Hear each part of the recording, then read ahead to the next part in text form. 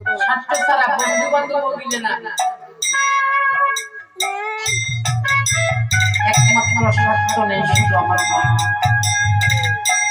তার কাছে সন্তানের স্বার্থ নিয়ে তিনি লালন পালন করেন নাই।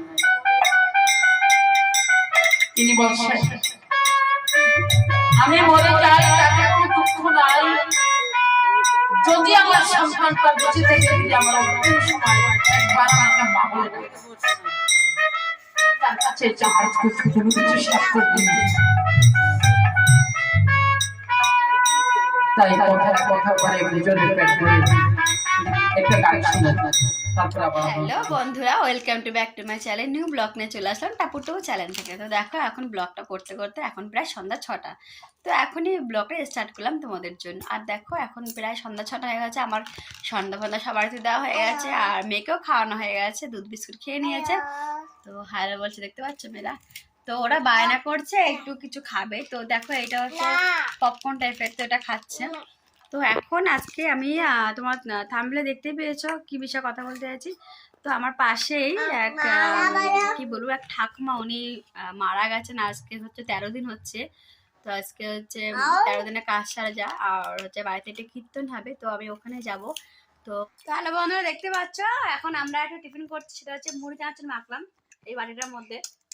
তো দেখো মা রেডি হয়ে গেছে, দেখো মানে আমরা বেরিয়ে গেছি। তো মা বললো কিছু হবে না, চলো বাচ্চাদেরকে নিয়ে যাই, ওরা একটু কীর্তনটা শুনবে।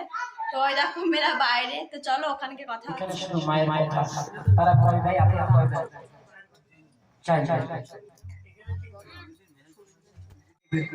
এই কথা বলছিস কেন? এরকম বলো সমস্যা বাবা, ওই কথা বলতে যাচ্ছে। আমি আপনার মায়ের কথা তাই সর্বসাধারণ কষ্ট ওরে দরদিয়া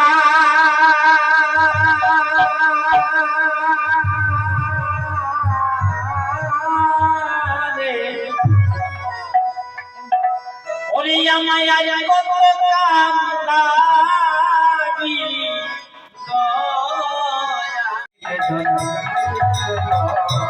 বছর আমায় ভাবিনি মাসিটা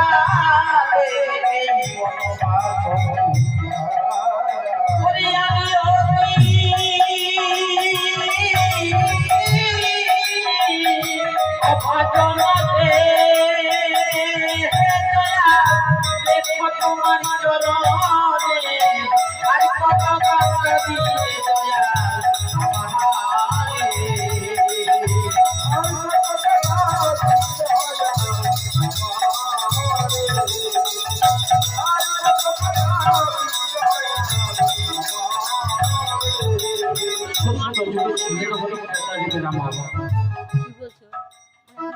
আজকে ভক্তের বাঞ্ছা পূর্ণ করিবার জন্য ভক্তের মনে বাসনা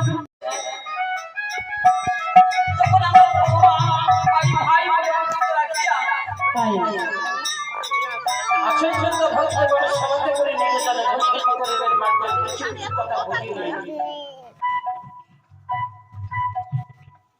ভগবান নিজে স্বয়ং ভগবান বলছেন ব্রহ্মজীবী, তিনি বলছেন আমি আমার মায়ের কাছে অপরাধ করি।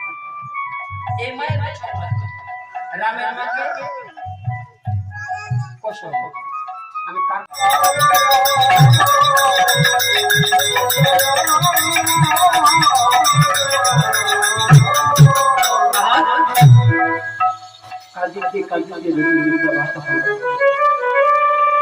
প্রভু ওকে দেখিবার পায় কাছে বসে বসে মা মা মা তোমার সুখের জন্য তোমার বাসনা পূর্ণ করিবার জন্য আমি বিশ্বকর্মাকে দিয়ে কৃষ্ণ মন্দির গড়িয়াছি বটে, তাই আর তুমি রজনী প্রভাত কালে বসে বসে কাঁদছো। ও মা আমি কি অপরাধ করেছি বলো না মা? ওটা কি সেই বাংলাদেশের ফটো? প্রভু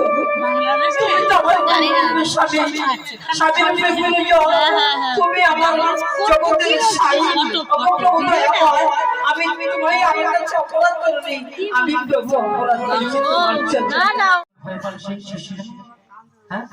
সে সময় মা কি বলছে, মা ডাক্তার বাবু তুমি আমার ভগবান, তুমি আমার মা, তুমি আমার বাবা, তুমি আমার সবকিছু, তুমি তোমার কাছে অন্য কিছু চাই না, তুমি আমার সারা শরীরটাকে টুকরা টুকরা করে কেটে ফেলো, আমার কোনো দুঃখ নেই। ডাক্তার জিজ্ঞাসা করে, তাহলে মা কিসের দুঃখ? আমার দুঃখ থাকবে একটাই, এই দুঃখ ছাড়া বাবা মিলে না, স্বার্থ ছাড়া বন্ধু বান্ধব মিলে না, একমাত্র স্বার্থ নেই শুধু আমার মা। তার কাছে সন্তানের স্বার্থ নিয়ে তিনি লালন পালন করেন নাই। তিনি বলছেন, আমি মরে যাই তাতে কোনো দুঃখ নাই, যদি আমার সন্তানটা বেঁচে থেকে যদি আমার অন্তিম সময় একবার আমাকে মা বলে ডাকে, তার কাছে জাহাজ করতে কোনো কিছু স্বার্থ দিন। তাই কথা বলে দুজনের পেট ভরে একটা গান শুনে তারপর আবার আমি বলছি। হ্যালো বন্ধুরা, তো দেখো বাড়িতে চলে আসলাম। তো তোমার দাদাভাই চলে এসছে, মেয়েদেরকে নিয়ে চলে এসেছে। দেখো দাদাভাই চলে এসছে, তাদেরকে চলে আসলাম। প্রায় 8:30 বাজে। ওই দেখো মেয়েদের কি করেছে। আসো ঘরে আসো। আর ঠাম্মি দেখো, ঠাম্মি খুঁজতে যাচ্ছে, কোথায় চলে আছে। কি রে, কুকুর আছে, চলে আয়, চলে আস্তে আস্তে আস্তে আস্তে আস্তে, ভয় নেই ভয় নেই, ধরে ধরে আসছে। তো চলো ঘরে ঢুকি, বাইরে ভালোই ঠান্ডা। চলো আসো ঘরে আসো। তো তোমাদের কি বলবো, ওখানে যখন কীর্তন হচ্ছিল না, মানে কি বলবো, আমি প্রচুর মানে ভীষণ ভালোবাসি শুনতে। আর যখন ওখানে মায়ের বিষয় বা আমার বিষয়ে কথা বলেছিল না, আমার এত ইমোশন হয়ে পড়েছিলাম না, সবাই কাজ চেঞ্জ করে ফেলেছি। আর একটা রাত হয়ে গেছে। তো এখন মেয়েরা ওখানে খেলা করছে। আর সব থেকে বড় কথা, মাও চলে এসছে। আর কি বলবো, আর যাওয়া হলো না। আমি এসে তোমার দাদাভাই খেতে চাইলো, তা ওকে রাত্রি করে গরম গরম ভাত করে ওকে দিয়ে দিলাম খেতে, মেয়েদেরও খাইয়ে দিলাম। আর মাও চলে এসছে। আর আমি আর যাবো না, এখন অনেকটা রাত হয়ে গেছে, প্রায় 10:30। তো এখন মনে হয় কীর্তন হয়তো বন্ধ হয়ে যাবে। তো যাই হোক, ব্লগটা অনেকটাই বড় করে ফেলেছে হয়তো। তো তোমাদের ব্লগটা কেমন লাগলো, আশা করি যদি ভালো লাগে থাকে প্লিজ সাবস্ক্রাইব লাইক করে দিও, পাশে বেল বাটনটা অন করে দিও। তো গুড নাইট, সকলেই ভালো থেকো, টাটা, বাই বাই।